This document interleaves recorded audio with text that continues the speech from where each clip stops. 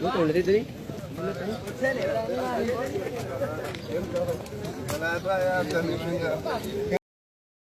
Gabro fata sabinike gabro fata sabinike ya gabro sabinike lechina lu serebu samale mokorbu samale yabba ofina gatayo do amare lechina lu serebu samale mokorbu samale yabba ofina gatayo do amare alantuya mukakaje arkere sawrom babaru ke residalche Jabe residalche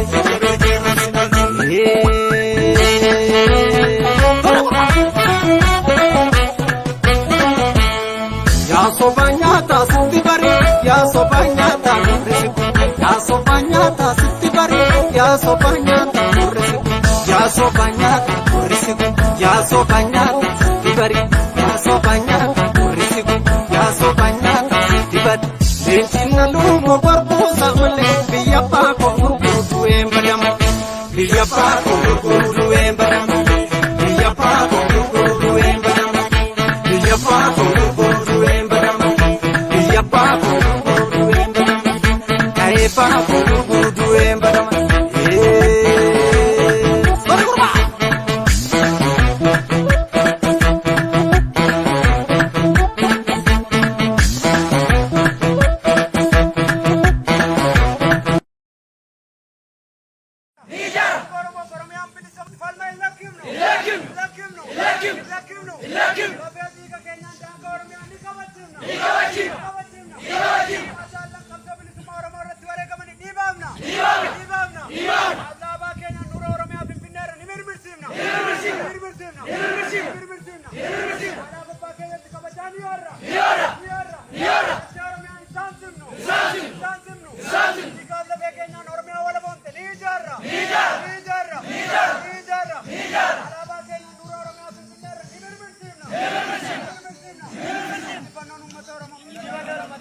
Amalli isaaf hojiinsaa barnoota sana hin fakkaanne jiraachuu danda'a.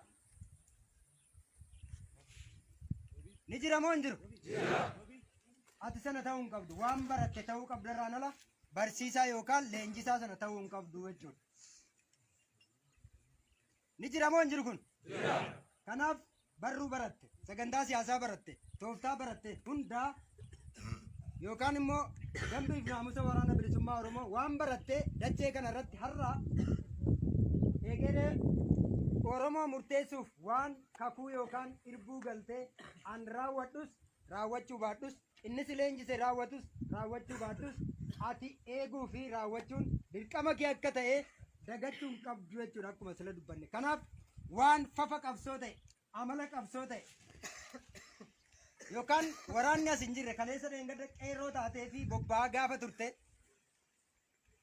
waan amala fafee duudhaaf aadaa Oromoo hin taane caatii yookaan sigaaraa yookaan timboo yookaan haraqee aadaa waraana bilisummaa Oromoo illee kan hin taane waan barte kaleessa hojjetaa turte sana irbuun galte si gaafata waanta ta'eef yaadachuu qabda. Namni gibbii kana yookaan mooraa kana keessaa kana godhu yoo jiraate inni ofiisaatii irbuu gale itti gaafatama. Ati ofii keetii irbuu galteen itti gaafatamta. Kanaaf waraanni bilisummaa Oromoo amma leenjaa jirtan waraana qubee jenereeshinii ta'uu keessan beektanii akka durba yookaan shamarran naqattee amma gaa'ela ishee xumurattutti yookaan abbaa manaa ishee bira amma geessutti sansakkaa durbummaa isheetii eeggattutti naamusa kabaja waraana bilisummaa Oromoo ta'uu keessanii eeggattanii hanga bilisummaatti yookaan hanga wareegamaatti yaadachuudhaaf eeguun dirqamaa jechuudha. Nuti waa lamaaf deemna. Tokko bilisoomuu yoo dhibe immoo wareegamuudha.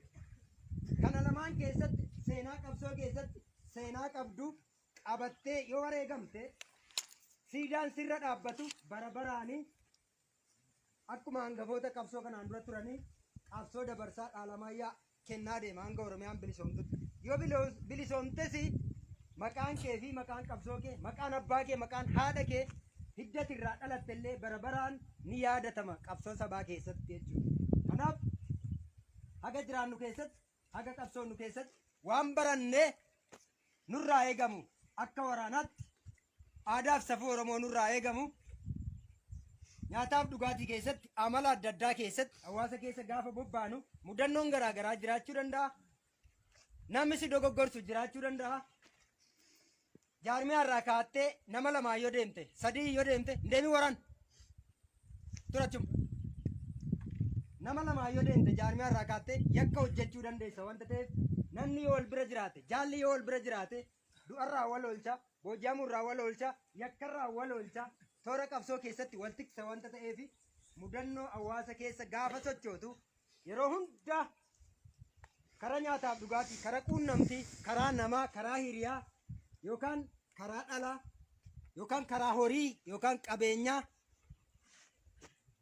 sitti dhufu achuma dhaabattee itti yaaduun utuu deebiin kennin utuu hin dhuunfatin utuu tarkaanfiin fudhatin achuma dhaabattee na ilaallatamoo nan ilaallatu sirna moo sirna miti naamusa moo naamusa miti ajaja moo ajaja miti narraa barbaadama moo narraan barbaadamu jettee itti yaaddee deebii waan sanaa deebisuun dirqamaa jechuudha. Kanaaf amma sirran isiniif deebi'a. Waluma bira jirra. Nu waraana qaxanaa kanaa utuu hin taane waraana bilisummaa Oromoo guutummaa Oromiyaa keessatti diina kolaasee injifannoo saba isaatii argamsiisuudha. Waraanarraa waraanatti baduun waan sin ilaallanne ergama sitti hin kennamne keessa seenuun amala fafee fedha irratti hundaa'e keessatti kufuun akka sin ilaallanne beektee akkan sila jedhee akka durba naqataa guyyaan gaa'ela seetii xumuramutti of eeggattutti hanga bilisummaatti yookaan guyyaa waaqisii kenne sirkaa fudhatutti sansakkaa namummaa kee yookaan waraana bilisummaa Oromoo ta'uu keetii eeggachuu qabdaa jechuudha. Asii gaafa ol baatu tokko raafuu fidee tokko immoo cooma fidee tokko immoo araqee fidee tokko immoo bishaan fidee tokko immoo bareedaan tokko fokkisaan tokko xinnaa hiriyaan tokko guddaan akkuma sila tuqe waan hedduun gara kee dhufuu danda'a. Gaafa sana dhaabbattee maal akka gara kee dhufe beekuun dirqama. Waraana bilisummaa Oromootti waa sadii dhufa. Waa meeqan jedhe? Sadi. Inni tokko jaalala dhugaa sirraa waan qabuuf gara kee dhufa. Inni kam? Inni tokko. Inni lammaffaan immoo si sodaateetu diinummaa of keessatti qabatee gara kee dhufa yookaan waa sii kenna. Inni sadaffaanoo diinummaa yookaan si balleessuudhaaf gara kee dhufa.